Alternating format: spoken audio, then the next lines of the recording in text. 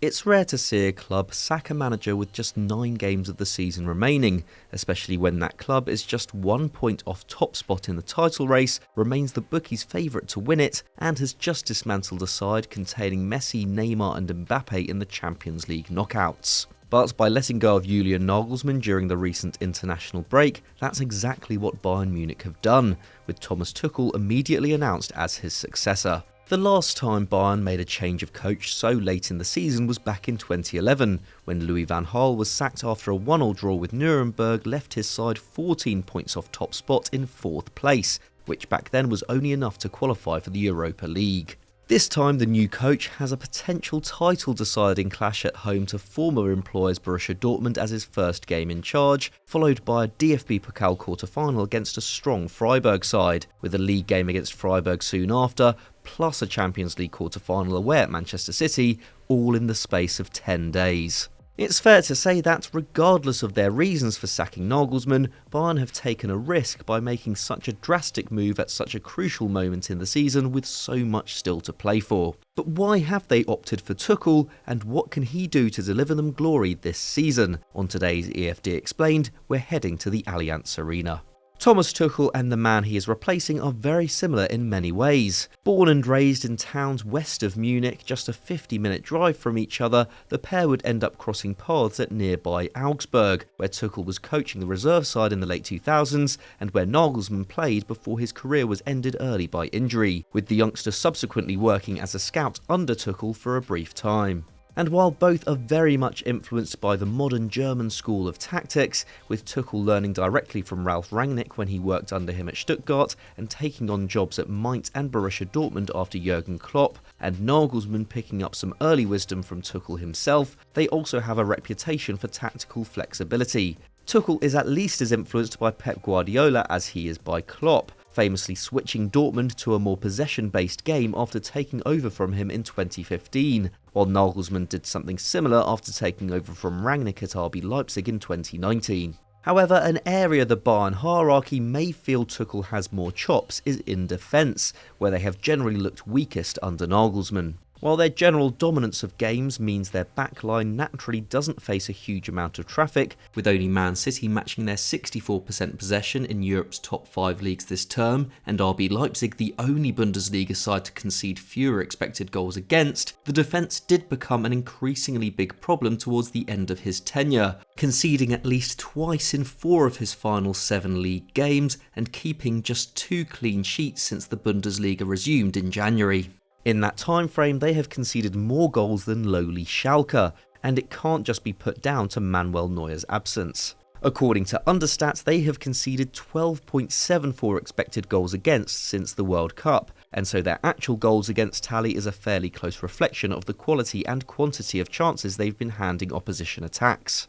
In their 5-3 win over Augsburg at home, Nagelsmann's side edged their Bavarian neighbours by just 0.01 xg, while their 3-2 loss to Mönchengladbach was very much deserved, with Bayern putting up just 1.22 xg to their opponent's 2.27, especially damning given that all 3 of Mönchengladbach's goals came from open play. Even in their 4-2 win over Wolfsburg, they mustered just 0.57 against 2.49, a figure exacerbated by the fact that Bayern was sitting on a 3-0 lead from the 18th minute, but nevertheless part of a worrying trend in the back end of Nagelsmann's reign. That's not to say that his sacking, at least in terms of performances and results, wasn't harsh. Even elite sides go through poor spells, just take Pep Guardiola's Man City for example, and you'd generally back a manager of Nagelsmann's calibre to turn this kind of form around. But this is the first time in many years that Bayern have been seriously challenged in the Bundesliga so late into the season, and coupled with the fact that Tuchel, who they may have moved for in the summer anyway, was being touted for the jobs at Tottenham and Real Madrid, this was clearly deemed a good enough reason to act fast.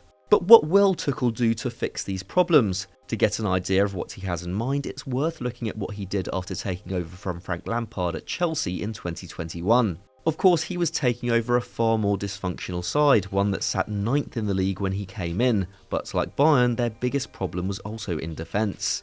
In Lampard's final half season in charge, the Blues were conceding 1.2 goals a game and let in 1.5 a game across his final 8 matches in charge.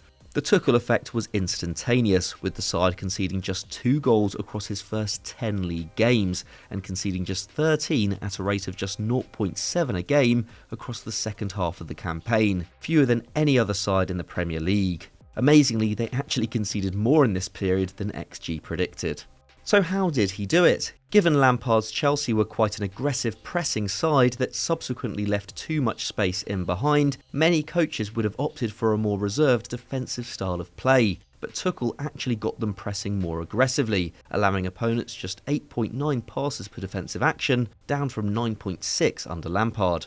And this is an area where Bayern have dropped off recently too. Before the World Cup, Nagelsmann's side were averaging an outstanding 7.8 PPDA, by far the best record in the league. After the World Cup, that increased to 9.5, with 4 sides, including Schalke and Bochum, ranking ahead of them in the pressing metric. A jolt from Tuchel should see them become more proactive at winning possession in the opposition half, allowing for the defence to play a high line without coming under too much pressure.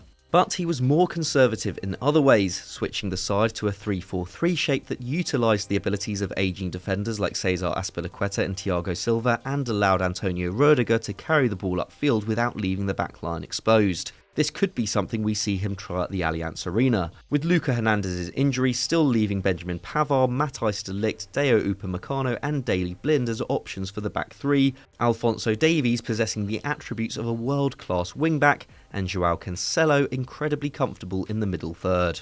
Tuchel, of course, ended up struggling to implement a consistent free-flowing attack to complement his steely back line at Stamford Bridge, with his side's expected goals per game dropping from a highly impressive 2 in the first half of 2021-22 to 1.6 in the second half, and the failure of Romelu Lukaku's €115 million transfer casting a shadow over his final full season in West London. Having said that, the Blues still scored 76 goals that campaign, their second highest total of the Premier League era. And unlike at Chelsea, where he was having to gel a number of new attackers who had been signed without much of an idea of where they'd actually play, at Bayern he has been presented with an attack containing several elite professionals who have played together effectively for years, have had excellent coaching from Hansi Flick and Julian Nagelsmann, and possess the experience to manage themselves in-game. They scored at least 2.9 goals a game across the previous 3 seasons to this, and despite losing Lewandowski, have maintained that average in 22-23. According to data analysts 538, Bayern still have a 72% chance of winning the Bundesliga compared with Dortmund's 26% going into Der Klassiker, a probability based on the side's performances over the season and the strength of teams they still have to face. Bayern, for example, play relegation candidates Hoffenheim, Hertha Berlin and Schalke all at home during the run-in. Dortmund's remaining home fixtures include Frankfurt, Wolfsburg and Union Berlin. Tuchel should have confidence that if he can fix Bayern's defensive structure, then the attack should look after itself. With such little time on his hands, this seems like the most efficient way of securing the club's 11th straight title. And with an additional 2 trophies still to play for, Tuchel's quick impact at Chelsea may have also been a reason why Bayern felt comfortable moving for him right now. As well as getting the Blues into the top 4, he also took them to the FA Cup final and of course won the Champions League against the odds, beating both Madrid clubs and Man City in the process. A year earlier, he became the first and only manager to take PSG to a Champions League final, doing so after securing a domestic treble, and back in his Dortmund days defeated Bayern en route to the DFB Pokal in 2017. Nagelsmann, on the other hand, oversaw a Champions League exit at the hands of Villarreal last year and suffered a 5-0 defeat to Borussia Mönchengladbach in the second round of the DFB Pokal. Tuchel thrives in the pressurised environment of a tournament, with his blend of tactical flexibility and defensive nous making him one of Europe's toughest managers to face in a knockout tie. A 3rd treble in 11 seasons would be some feat for the Bavarian Giants, and an appointment like Tuchel gives them their best chance of achieving it. So that was our take on how Thomas Tuchel can fix Bayern Munich, but what do you make of his appointment, and do you think he is capable of turning the tide in the Bundesliga and securing extra silverware? Let us know in the comments below. If you enjoyed this video, please leave it a like and subscribe to EuroFootball Daily if you're new here. We put explainers like this out every single week and lots of other great content throughout the week as well. Thanks for watching, we'll see you next time.